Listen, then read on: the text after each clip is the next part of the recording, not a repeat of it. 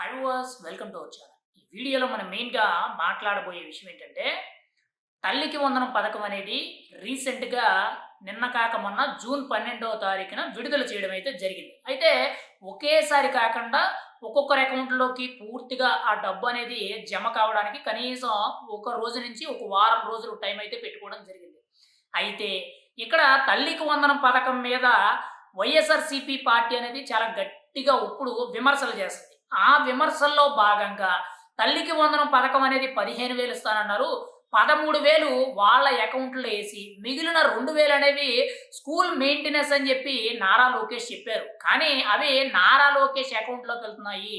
అంటే రాష్ట్ర వ్యాప్తంగా ఎంతమందైతే పిల్లలున్నారో అంతమంది పిల్లలకి తల్లికి వందనం వస్తుందో వాళ్ళందరి నుంచి కూడా ఒక్కొక్కరి దగ్గర నుంచి 2,000 చొప్పున నారా లోకేష్ అక్రమంగా తన అకౌంట్‌కి తరలించుకుంటున్నాడని చెప్పి వైఎస్ఆర్‌సీపీ సోషల్ మీడియాలో ఇష్టానుసారమైన ప్రచారం చేస్తున్నారు.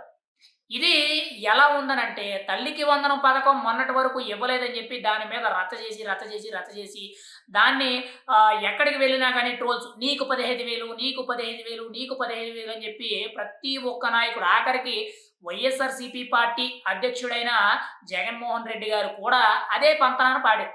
అయితే ఆఖరికి ఆ టైం వచ్చింది. ఆ పథకం ఇచ్చారు. ప్రజల అకౌంట్‌లోకి ఆ డబ్బులు పడతన్నాయి. అయితే ఎంత పడ్డాది ఏంటి అనేది గ్రౌండ్ లెవెల్‌లో పడ్డవారి దగ్గరికి వెళ్లి మాట్లాడి అవి ప్రూఫ్‌లు బయట పెట్టడం మానేసి, నారా లోకేష్ అకౌంట్‌లోకి ఒక్కొక్కరి దగ్గర నుంచి కూడా 2,000 పడుతున్నాయి. మిగిలిన 13,000 మాత్రమే వాళ్ళకి పడుతున్నాయని చెప్పి ఇష్టానుసారంగా ట్రోల్స్ చేస్తున్నారు. ఏకంగా వైఎస్ఆర్‌సీపీ సోషల్ మీడియాలో ఏకంగా అఫీషియల్ అకౌంట్‌లో కూడా నారా లోకేష్ ఒక్కొక్కరి దగ్గర నుంచి కూడా రూ. 2,000 తినేస్తున్నారని చెప్పి చాలా గట్టిగా ప్రచారం చేస్తున్నారు. అయితే దాని మీద నిన్న నారా లోకేష్ గారు ప్రెస్ మీట్ పెట్టి కూడా తల్లికి వందనం పథకం గురించి పూర్తి వివరాలు చెప్పారు. దాంతో పాటు వైఎస్ఆర్‌సీపీ పార్టీకి గాని, జగన్మోహన్ రెడ్డి గారికి గాని, ఆ పార్టీలో నాయకులందరికీ కూడా చాలా గట్టి వార్నింగ్ ఇచ్చారు. ఒక రకంగా సవాల్ విసిరారని మనం అయితే చెప్పుకోవచ్చు. ఎందుకనంటే ఇప్పుడు ఏదైతే ఒక్కొక్కరి దగ్గర నుంచి రూ. 2,000 నారా లోకేష్ అకౌంట్‌కి ట్రాన్స్‌ఫర్ చేస్తున్నారని చెప్పి చెప్పారో, మీరు దమ్ముంటే దాన్ని ప్రూవ్ చేయండి. మీరు ప్రూవ్ చేస్తే నేను రాజకీయాల నుంచి ఇప్పుడే తప్పుకుంటాను. ఒకవేళ ప్రూవ్ చేయలేకపోతే ఆ ఇచ్చిన స్టేట్మెంటు తప్పు. మేము అబద్ధం ఆడాము, తప్పుడు ప్రచారం చేశామని చెప్పి బహిరంగంగా క్షమాపణలు చెప్పండని చెప్పి నారా లోకేష్ గారైతే సవాల్ విసరడం జరిగింది. కానీ దాని మీద ఇప్పటి వరకు కూడా వైఎస్ఆర్‌సీపీ పార్టీ తరపు నుంచి ఎవ్వరూ కూడా స్పందించలేదు. ఏకంగా కేవలం వైఎస్ఆర్‌సీపీ పార్టీ సోషల్ మీడియా అకౌంట్స్‌లో వాళ్ళకి పనిచేసిన పేటీఎం కార్యకర్తల సోషల్ మీడియా అకౌంట్స్‌లో తల్లికి వందనం మీద ట్రోల్స్ తప్పితే ఇంకా వేరే టాపిక్స్ ఏమీ రావట్ల. కావాలంటే మీరు కూడా వెళ్లి చూడొచ్చు. ఎందుకనంటే మొన్నటి వరకు ఆ పథకం ఇవ్వలేదని చెప్పి ఎక్కడికి వెళ్ళినా గానీ దాని మీద మాట్లాడడం జరిగేది. అయితే ప్రభుత్వం బడ్జెట్ అంతా కూడా సరి చేసుకొని ఒక లెక్కేసుకొని నిన్న కాక మొన్న జూన్ 12వ తారీఖు కాబట్టి స్కూళ్ళు ప్రారంభమయ్యాయి కాబట్టి వాళ్ళందరికీ కూడా కొంతమందికి పుస్తకాలు కొనుక్కోవాలి, బ్యాగులు కొనుక్కోవాలి, బట్టలు కొనుక్కోవాలి, కొంతమందికి స్కూల్లో అడ్మిషన్ ఫీజులు కట్టుకోవాలి. ఇలా రకరకాలుగా ఖర్చులుంటాయి కాబట్టి ఇప్పుడు వేస్తే సబబు అని చెప్పి ప్రభుత్వం నిర్ణయం తీసుకొని ఆ డబ్బులైతే వేయడం జరుగుతుంది. అయితే ఒక్కొక్కరికి 15,000 చొప్పున ఏయడం ఏదైతే జరుగుతుందో ఒక్కొక్కరికి 15,000 ఇద్దరుంటే 30,000 ముగ్గురుంటే 45,000 నలుగురుంటే 60,000 వరకు కూడా పడడం జరుగుతుంది. ఇక్కడ గత వైఎస్ఆర్‌సీపీ ప్రభుత్వంలో అమ్మ ఒడి పథకం ఏదైతే ఉందో ఆ పథకం ఇంట్లో ఎంతమంది ఉంటే అంతమందికి ఇస్తామని చెప్పి స్వయంగా వైఎస్ భారతమ్మ గారే ఎన్నికల ప్రచారంలో చెప్పడం జరిగింది. కానీ వైఎస్ఆర్‌సీపీ పార్టీ అధికారంలోకి వచ్చిన తర్వాత ఏం చేసింది? ఇంట్లో నలుగురున్నా, 10 మందున్నా, ఇద్దరున్నా, ముగ్గురున్నా ఒకరికి మాత్రమే ఇవ్వడం జరిగేది. అంటే అక్కడ మోసం చేశారు.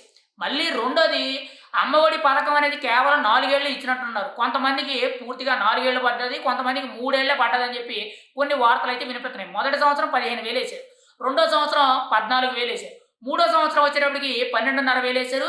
నాలుగో సంవత్సరం వచ్చేటప్పటికి చాలా మందికి పడనే లేదు. కొంతమందికి మాత్రమే వాళ్ళకి ఓట్ బ్యాంక్ ఫేవర్‌గా ఉన్న వాళ్ళకి మాత్రమే పడ్డాయని చెప్పి అప్పట్లో ఎన్నికల ప్రచారాల్లో చాలా మంది కూడా ప్రూఫులతో సహా బయట పెట్టడం జరిగింది.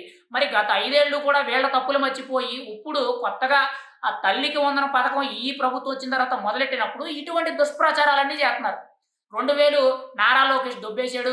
వాళ్ళకి 15,000 అని చెప్పి 13,000 ఇచ్చాడు. మిగిలిన 2,000 వీళ్ళ ఖాతాలో ఏసుకున్నారని చెప్పి వీళ్ళు ప్రచారాలు చేస్తున్నారు. మరి ఇందులో ఎంతవరకు వాస్తవం ఉందనేది గ్రౌండ్ లెవెల్‌లో ఆ డబ్బులు పడ్డ లబ్ధిదారులు ఎవరైతే ఉన్నారో వాళ్ళ దగ్గరికెళ్లి మనం మాట్లాడితే తెలుస్తది.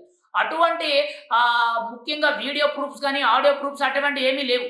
కేవలం ఈ సోషల్ మీడియా వేదికగా ఇష్టానుసారంగా నారా లోకేష్ అకౌంట్‌లోకి 2,000 పడ్డాయని చెప్పి ఇష్టానుసారమైన తప్పుడు ప్రచారాలు చేస్తున్నారు తప్పితే, ఎటువంటి వాస్తవాలు లేవనే తెలుస్తుంది. మరి నారా లోకేష్ ఇచ్చిన ఈ సవాల్ ఏదైతే ఉందో, వార్నింగ్ ఏదైతే ఉందో దాన్ని వైఎస్ఆర్‌సీపీ పార్టీ అనేది యాక్సెప్ట్ చేసి దాన్ని నిరూపించినట్లయితే ఖచ్చితంగా వైఎస్ఆర్‌సీపీ పార్టీకి కాస్తైనా గౌరవం దక్కుద్ది. ఎందుకనంటే ఇప్పటి వరకు కూడా వైఎస్ఆర్‌సీపీ పార్టీ అనేది కీలకంగా చూసుకుంటే ఏ ప్రచారమైనా కానీ అది తప్పుడు ప్రచారమే. 99% అబద్దాలే ప్రచారం చేస్తారని చెప్పి చాలా ఆరోపణలున్నాయి. చాలా వరకు కూడా మీడియా పరంగా వైఎస్ఆర్‌సీపీ ప్రచారాలు చేసేవేవి కూడా పూర్తి స్థాయిలో నమ్మరు.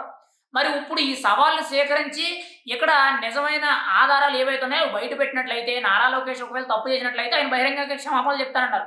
ఒకవేళ మీరు చేసింది ఇది నిరూపించలేకపోతే ఇక్కడ మీరు బహిరంగంగా వచ్చి క్షమాపణలు చెప్పాలి. లేదనంటే నేను లీగల్‌గా కూడా యాక్షన్ తీసుకుంటాను. మీ మీద కేసులు కూడా నేను పరువు నష్టం దావా ఏస్తానని చెప్పారు. మరి ఏం జరుగుద్ది? తల్లికి వందనంలో ఈ పథకం అనేది అప్లై అవుతుంది. ఎవరికైతే పూర్తి స్థాయిలో అందుతుందో వాళ్ళ దగ్గరికెళ్లి మాట్లాడితే బ్యాంక్ స్టేట్మెంట్స్ విత్ ప్రూఫ్‌తో సహా ఇస్తే గాని ఇందులో క్లారిటీ అయితే రాదు. ఏదేమైనా సరే వైఎస్ఆర్‌సీపీ అలిగేషన్స్ అయితే చేస్తుంది.